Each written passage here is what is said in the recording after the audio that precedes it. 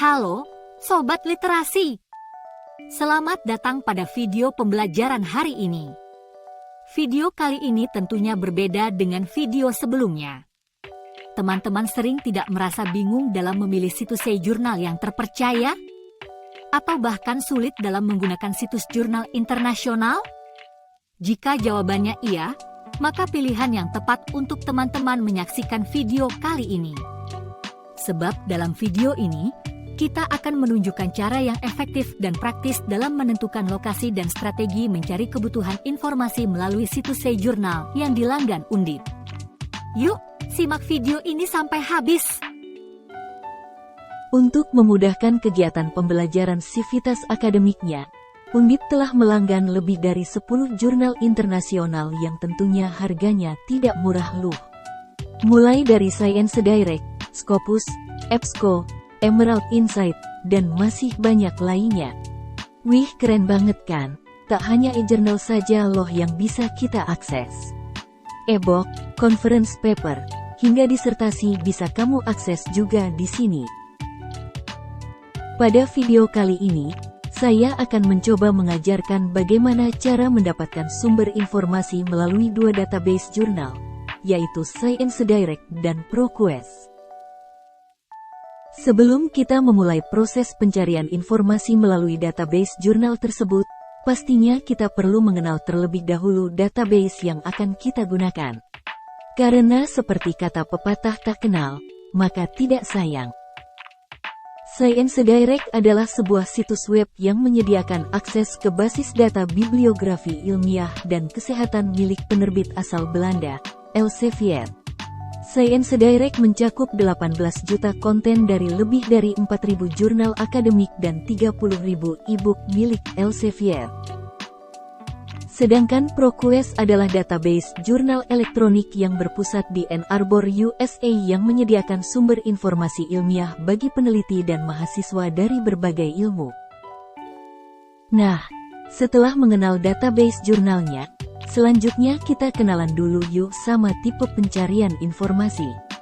Jadi, tipe pencarian informasi dibagi menjadi dua, yaitu browse dan search. Browse adalah kegiatan pencarian di mana seseorang masih belum memiliki keyword, sehingga ia masih mengeksplorasi di mesin pencarian layaknya Google. Sedangkan search adalah kegiatan pencarian di saat seseorang tersebut sudah memiliki keyword sesuai dengan kebutuhan informasinya. Nah, di tipe ini terbagi lagi menjadi dua jenis, yaitu basic search dan advanced search.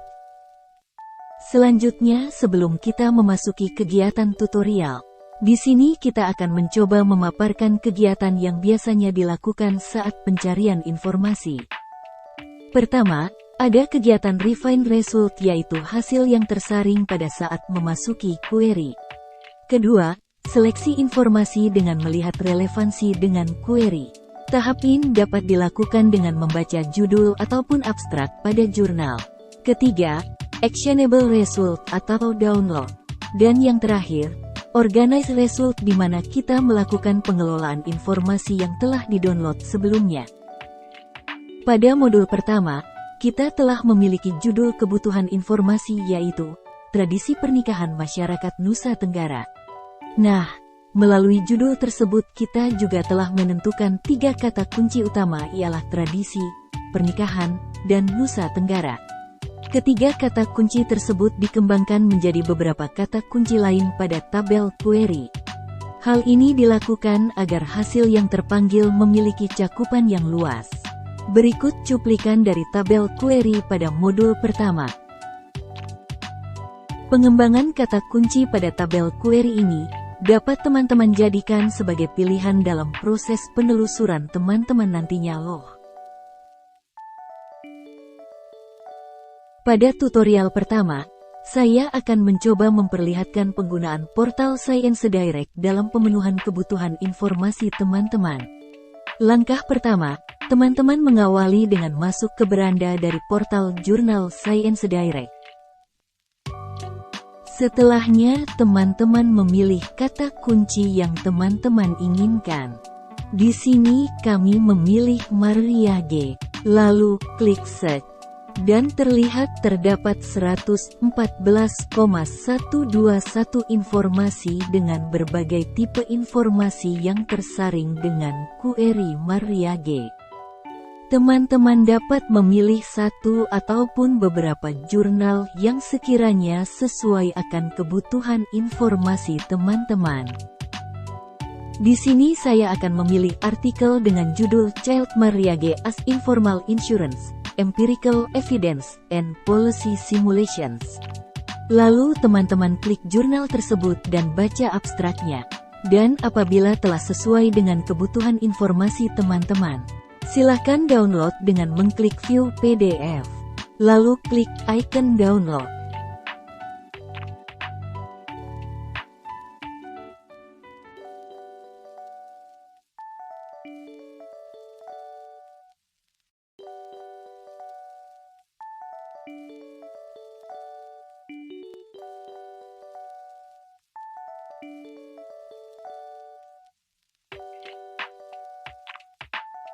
Apabila teman-teman menginginkan sumber informasi yang lebih spesifik, teman-teman dapat memanfaatkan fitur Advanced Search.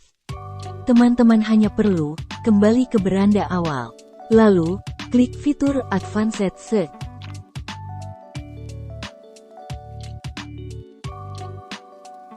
Setelah terbuka, teman-teman dapat melihat boolean operator. Boolean operator terdiri dari 3 jenis yang memiliki fungsi yang berbeda, and, or, dan not. Apabila teman-teman memiliki beberapa kata kunci, teman-teman dapat menggunakan boolean and. Ketika teman-teman memiliki kata kunci yang serupa, maka teman-teman dapat menggunakan boolean or. Dan apabila teman-teman ingin mengecualikan sebuah kata, teman-teman dapat memanfaatkan boolean not. Di sini saya akan mencoba mencontohkan boolean or dan and dengan menggunakan 3 kata kunci dari tabel query yang sebelumnya telah kita buat, yaitu traditions, or culture or religion, and Mariage, and Nusa Tenggara. Dan terlihat, terdapat 2 juta lebih jurnal yang terpanggil. Nah, di sini saya memilih artikel jurnal yang berjudul COVID-19 and the Surge of Child Marriages, a Phenomenon in Nusa Tenggara Barat, Indonesia.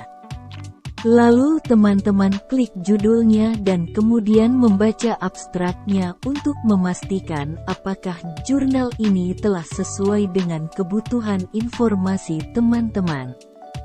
Setelah memastikan kesesuaian artikel jurnal dengan kebutuhan informasi teman-teman, kemudian teman-teman dapat mendownload artikel jurnal tersebut dengan mengklik View PDF. Lalu klik icon download.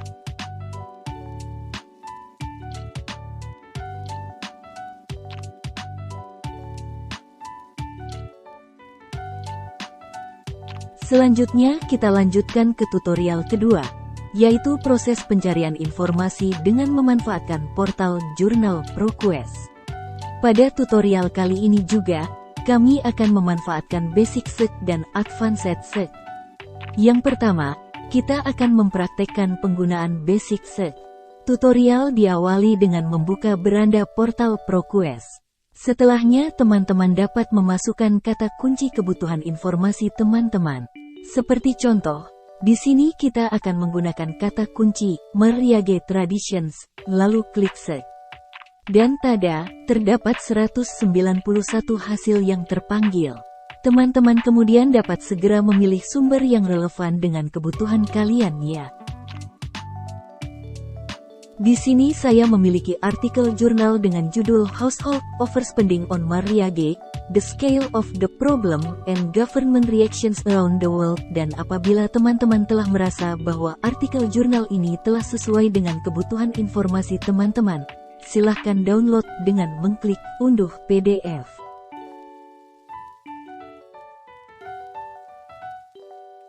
Nah, selanjutnya saya akan memperlihatkan bagaimana cara penggunaan fitur Advanced Search pada portal jurnal ProQuest. Tunggu apa lagi kawan?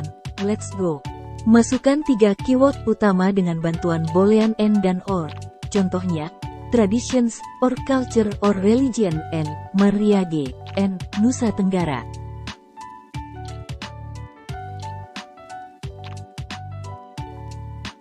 Lalu spesifikan tahun publication yaitu mulai tahun 2018 hingga tahun 2022. Kemudian, di sini saya memilih sumber jurnal akademik, tipe dokumen adalah artikel, dan bahasa yang saya pilih adalah bahasa Inggris serta Indonesia.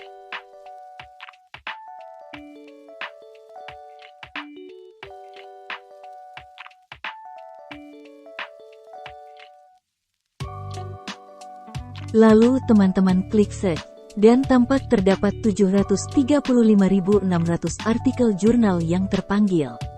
Silahkan teman-teman memilih informasi yang sesuai dengan kebutuhan kalian ya. Di sini saya memilih jurnal dengan judul Londo IH, Elopement and Bride Kidnapping Amongst the Muslims of Monta, Bima, Indonesia. Sebagai jurnal yang memenuhi kebutuhan informasi kita.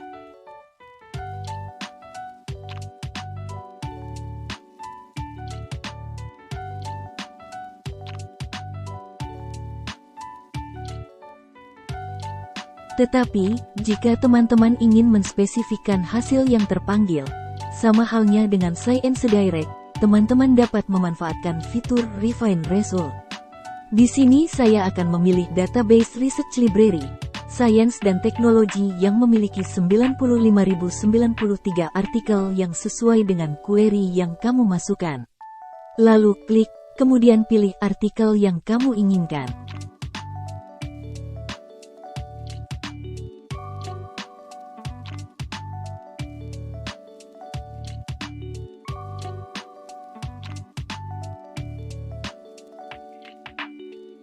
Wah, tidak terasa kita sudah mencapai langkah terakhir nih teman-teman. Langkah terakhir adalah Organize Result, yang mana pada tahap ini, teman-teman akan melakukan proses pengolahan sumber informasi yang sudah kita download tadi.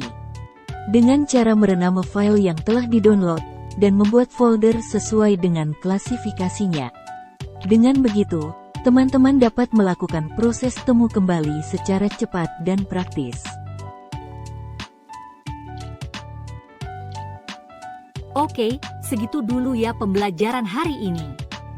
Semoga teman-teman tidak bosan untuk belajar mengembangkan kemampuan literasi informasi diri ya. See you in the next video. Bye-bye.